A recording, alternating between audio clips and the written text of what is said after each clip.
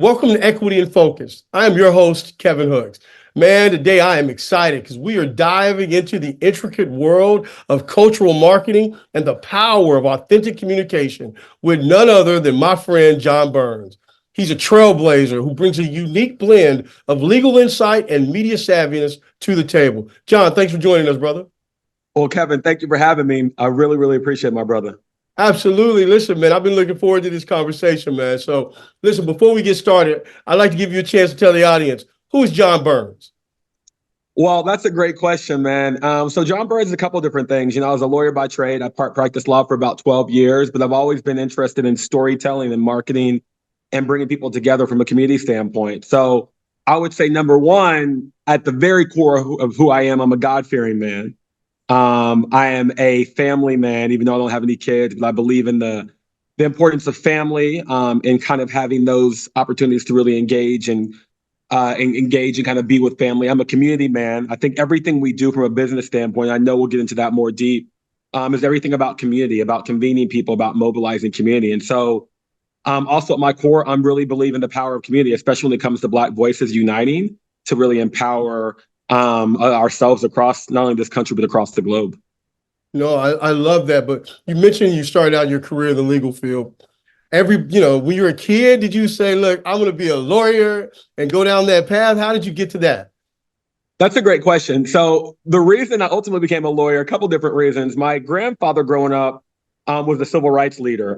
He was the president of the NAACP in San Antonio, and everything we knew growing up from that vantage point was civil rights and advocacy. And so he taught me and told my brother and I about a gentleman by the name of Thurgood Marshall, who he was close to, and about this incredible lawyer in DC was doing monumental things. And so that was my first entry point into what a lawyer could do and be an advocate for people. And so that kind of led me to exploring it more. And then as a young person, I always liked to wear suits. So I was like, what can I do where I can look sharp every single day and also do the advocacy that Justice Marshall was doing? And so ultimately led me to pursue law. And I really enjoyed it. Every aspect of it really taught me critical thinking, taught me advocacy, and ultimately led to what we're doing today with the Burns brothers.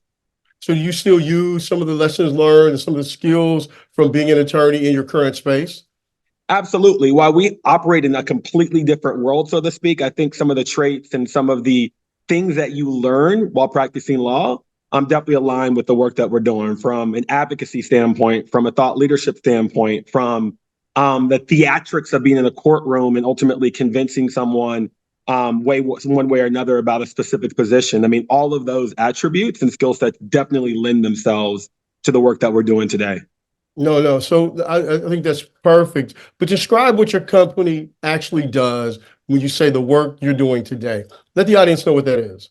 Yeah, absolutely. So my brother and I have a holding company called the Burns Brothers, and underneath that company, we have 6 businesses.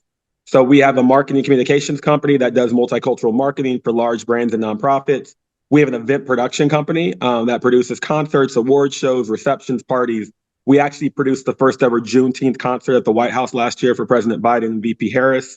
We had Jennifer Hudson as our headline performer. We have a diversity company. My brother used to be the global head of diversity for Citibank. And so we work with Fortune 10s and Fortune 100s around diversity strategy and workshops and facilitations. We have a private membership club here in Washington, D.C. called HQ DC House, which is really all around bringing people of color together to network, to collaborate, but ultimately make an impact. And we have a very big development component of that. And we're excited to announce that our next location from our membership house is opening in Nairobi, Kenya this May. So really excited about that. We have a performance and wellness company, and then we're opening a restaurant in Washington, D.C. as well. And I tell you all that because everything we do is around mobilizing, supporting, uplifting, empowering community, specifically communities of color. No, I love that. Talk more about the importance of empowering community and how your efforts and your businesses will help do that. Yeah, so I think oftentimes organizations work within one kind of business function, which is great, whether it be a marketing function or event function or a DE&I function. We really believed in this journey of growing this business that you can operate within all these different disciplines because it provides different touch points to people throughout their kind of like journey. And so for us, if we're really trying to create impact, really trying to create change, there's one thing if you can market to people successfully. There's another thing if you can curate an experience or an event that makes them feel a certain type of way. But there's a third thing if you can create an environment from a membership club where people are coming together, forming relationships, and ultimately convening.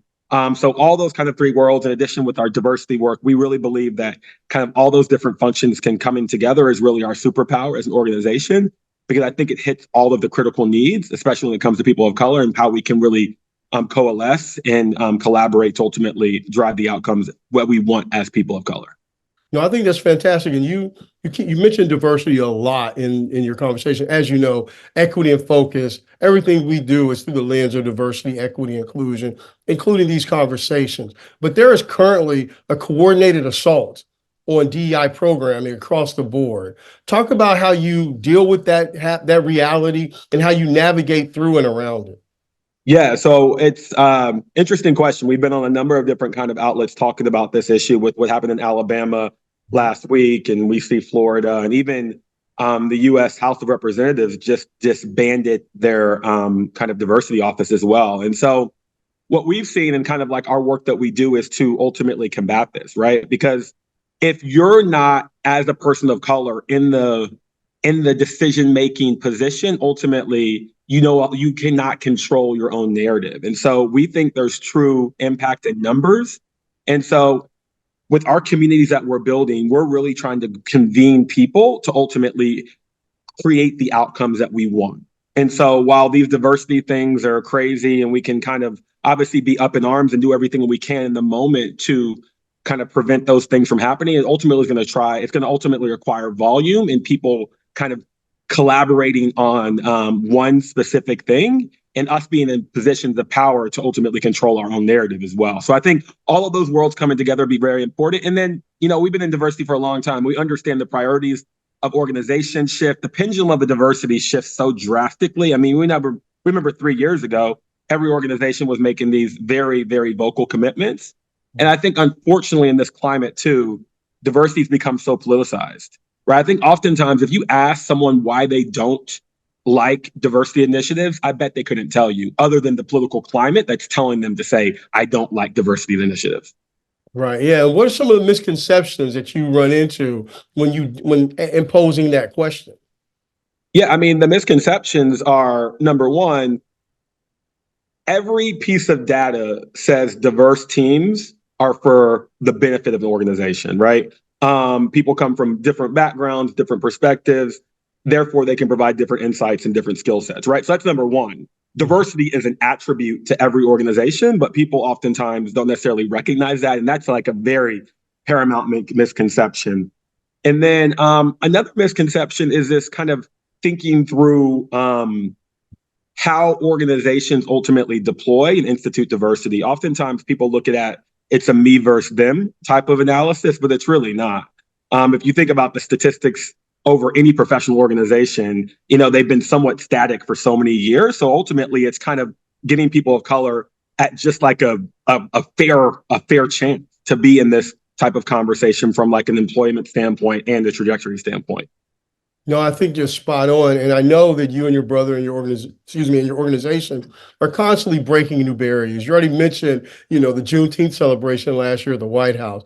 Tell us about that. Tell us about, maybe share a cool story of something that happened, because all of those events have those stories. Yeah, so probably the coolest story, and thanks to my colleagues and friends at the White House that really entrusted in us to do something so monumental and so significant. I'll share one story. I remember our first site visit at the White House to do this production. We came in with an all-Black production crew of like 35 Black men and women. And so walking through the gates of the White House, walking on the South Lawn, and just taking that in for a moment and knowing that I was kind of responsible for helping convene these parties together to produce what we didn't even know at the time was going to be so monumental. It's such a special moment because you think about just the history of this country and the history of, every type of major building was probably built by slaves in this country. And now you have this whole Black production team coming in to ultimately produce the first ever Juneteenth concert at the White House was very special. I mean, tell me how cool it had to be, with the history of having to go in through the servants' entrance, and then you're coming in with a team of all African-American professionals walking through every door to get things right. That had to feel great. It felt great, man. It felt amazing, right? It felt special. It was definitely my ancestors, our ancestors, wildest dreams, really. If you think about it, I'm a big history buff. So understand, obviously, what our ancestors did and what they went through to ultimately create a better tomorrow for us. And so that just warmed my heart. And then also to know that aligned with the President Biden passing, the ultimate federal legislation that made Juneteenth a national holiday. And so that was commemorating not only the first time doing this concert, but also Juneteenth actually being a federal holiday, which is incredibly significant as well. So what's the toughest part for you as you continue to try to break down these barriers? What are the toughest challenges you face? I mean, we face challenges every single day. I think as an entrepreneur, you just face entrepreneur type challenges from staffing to payroll to vendor relationships. And I think for us, I don't ever think of anything as a challenge. I think as a more of like a learning lesson. And I know that might sound cliche. I think oftentimes challenges prepare you for other types of things in the future. And so we want to learn, we want to grow, we want to make impact, and ultimately we want to create a global community. And I can talk more about that too, where Black people can, again, control their own narrative and create the impact that we want to see. No, I do. I want you to unpack that a little bit. You're expanding your operations to Africa, the motherland, et cetera. But I also know the value of that vast untapped market. How are you navigating that? And what are you saying to people that are going, why do you want to do that? Because most people in America don't even have a passport. Right. So, I mean, for us, we don't think of Africa as the future. We think of Africa as the now. And you think about strategically, Africa by 2045 is going to represent 25% of the world's population. And we've been doing work across the continent for the last 7 years. And we've just been so amazed by the level of talent, the level of enthusiasm, the level of expertise. And we want to begin to be that conduit between the United States, so African Americans here, and then Africans on the continent, because ultimately that bridge is going to be critically important. And so we are very strategic in selecting Kenya as our next location, because not only because it's an economic trade and kind of business hub for East Africa, but also because the United States has a strategic partnership with Kenya. And so how can we help bridge that gap, and how can we help expose not only Africans to African American culture, but African Americans to African culture, with the goal, again, to really create this massive community. So in addition to opening physical locations, we're actually creating what we're calling the HQ House Global Network, with the goal to convene a community of 1 million Black professionals around the globe by 2026. And so in addition to the physical locations, this summer we're launching 20 satellite locations across the world, where we'll have virtual kind of workshops and developmental programs, but we'll also have ambassadors in all these marquee cities, where we'll do social experiences and networking experiences and things like that. So we're looking at everywhere from Istanbul to Sao Paulo to Medellin to Detroit, really these hubs where, Black folks live, but they don't really have community in some of these spaces. And so how can we really create this global network for people to come together, but ultimately make an impact and network? Come on, brother. You just mentioned Colombia, Brazil, and several other countries. Like, people don't have, like, how do you get sort of the intestinal fortitude to say, well, I can do this. Why not me? Yeah. Again, it goes back to like our upbringing. We saw not only through our grandfather with his civil rights stuff, but our mother, the importance of like advocacy and ultimately uplifting, supporting, and empowering communities, specifically Black folks. And so for us, my brother and I, we made that our life's mission. So even the work that we're doing around driving opportunities to Africa, and even the work that we're doing around this HQ House Global Network, we truly believe at our core, our mission is to change the world. Yeah. And our mission is to change the world for Black folks. And so as long as we stay kind of aligned with that core focus and core purpose, we think the strategies and everything that we deploy to ultimately reach those outcomes will fall into place, because we truly believe that's our core purpose. Yeah. No, I love it, brother. You keep saying we, talking about your brother. How is it to work with family that closely on such, I think just a growing, anytime a business is growing, there's struggles and challenges, and then to have your family next to you, that could be the gift and the curse. How do you guys navigate that? Yeah, no, it's a challenge. With only 2 siblings, it's so crazy because we have a company called the Burns Brothers. And they were like, "Are you really brothers? Or are you brothers?" And I was like, "No, we're." I was like, "No, we're really brothers, right?" And so, I mean, that's my only brother, right? And so he's 4 years older. So we grew up, and he always analogizes it to, when you're playing the basketball team, you played together so long, you know each other's roles, right? Mm-hmm. You know when old boy is going to move from, the pick and roll and go right to the basket. You know how to throw the alley oop. And so just because he's known me my whole life and I've known him, my whole life, right? So I think we know how each other's moves. I think what I've learned the most working with my brother Mike is the level of like excellence that he also demands and requires. I mean, he's a West Point guy, very military, kind of lived in that service industry for so long. And so it's ultimately understanding the true skill set of each other and letting those skill sets really shine through. And so I think whether it be a kind of a sibling / business relationship or just any business relationship, it's really important to allow your business partner to really to really leverage their unique skill set and kind of let them grow and let them own that space. Listen, man, you guys are doing so much. I've seen billboards in Times Square. I have Thank you. seen all kind of announcements. How do you balance lawyer, TV personality, community actor? How do you balance all of it? But it's a great question. I think balance is what we're still always trying to achieve, right? I think especially in the entrepreneur space, it requires a lot of work, it requires a lot of diligence, a lot of time. And so we are really focused now on how can we drill deeper into certain businesses that we really see the potential. And so while we've been able and so blessed to actually create a number of different types of companies, we're really focused on like now what's making the most impact. How can we really devote time and resources to creating these type of impactful organizations and really growing them to scale? And so we're being very diligent, very specific around what we're doing and how we're moving. And ultimately, trying to establish balance, right? Because I think life is short. So you also want to prioritize things that are important. So family, friends, experiences, and not always work. Yeah, no, I think that's perfect. But how do you deal with in terms of now you guys are sort of this, employer, a big employer. How do you find talent that really identifies with your desire for excellence at every step of the operation? Yeah. That's a great question. And, talent is a critical piece of any organization. So if you don't have talent, you really have nothing from like an organizational standpoint. So for us, we really focus on a core kind of values of our organization, which are like grit, integrity, proactiveness, selfishness, and to be honest, we don't really hire for. We want people to have like an incredible skill set, have expertise as well. But if they don't have like our core values, then it's not like a good fit for the organization because we're still in somewhat of startup mode across like these different businesses, and so grit is like our critical Right. value that everybody must have within the organization. Because if you don't have grit, you're not going to be a good fit. And then we also really prioritize the importance of having fun, right? Because life is short. Whether it be joking on a conversation and keeping things light, because the world can be very very dark at times, and so we want to make sure, at least within like an organizational perspective, we do have that lightness. Not every day is going to be fun, but Right. we try to inject fun when we can.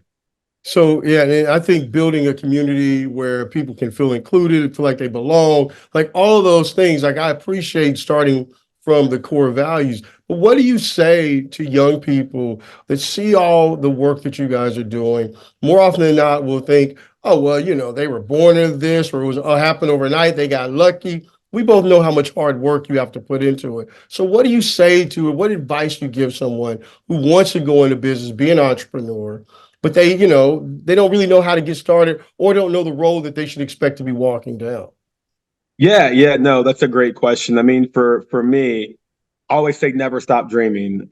I dream a new dream every day, right? And so always be willing to dream, but also be willing to put action behind those dreams. I think what as like a serial entrepreneur, we've learned to try different things, fail, make mistakes. But again, those mistakes were just learning lessons to prepare us for where we are today. And so I think if you're a budding entrepreneur, don't be afraid to take a risk. One of my mentors almost always told me, and this is not necessarily advice that everybody should follow, but I think it's advice just to know. He said, because oftentimes people say, I want to have a fallback before, I want to have something to fall back on. And he said, if you have a fallback, you fall back. Fall back. Yeah. Right. And I was like, and that's so true. And Yeah. so until we really took this leap of faith, we quit our jobs. I stopped practicing law. Mike left corporate America. Were we really able to see everything really kind of move in motion and ultimately see the success that we ultimately see today, because we were always relying on our fall back. So we are somewhat falling back. And so Right. now we have put everything, all of our energy, all of our resources into creating this dream of ours and ultimately fulfilling this dream. And so that's kind of the advice I have. But I think it's always dreaming, but also putting the work and consistency behind that dream to ultimately realize it. So and speaking of dreams and sort of this, we mentioned work, sort of a balance. What do you do for fun? Man, so the thing is, and it sounds crazy. So I actually find work fun, right? So I find a lot of what It's we not a do job fun. interview. I want to know Yeah, what yeah, you yeah. No, but there's something about building business, and do. Yeah. now we're traveling around the world. Yeah. We're doing a lot of nonprofit work in Africa. Meeting with people who are so passionate but really have nothing, but they're so thankful what they have. So these experiences are really fun to me.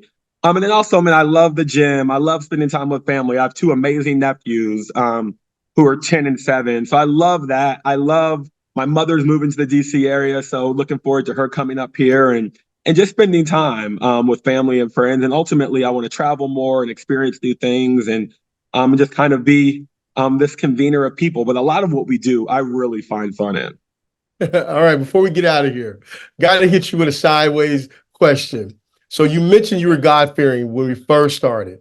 So we're Yep. gonna we're gonna wrap this thing up with this simple question. You're standing at the pearly gates, and the whole Gabriel's playing. God is sitting there, and you say, tell me 3 things you did that makes you have the right to be walking through this door with my grace. What 3 things do you want to highlight at the end of your life that you will say, I have accomplished and it made me proud? Wow. Okay. 3 specific things or 3 general things? It can be general. I I think I moved every day, or at least the majority of my days, with a innate purpose to make other people's lives better. I think at my core, I'm empathetic. I think at my core, I care about people and I care about people's outcomes. Um, Maybe even before that, I think I made my mom proud, right? Awesome. And I think if you make your mom proud, that means you're doing something right. And hopefully that means you're making God proud. And then thirdly, I would say, as I'm talking at the pearly gates, but I think ultimately the work that we're doing is making the world better. And I think if we've touched one life, or we touched 100 lives, we touched a million lives.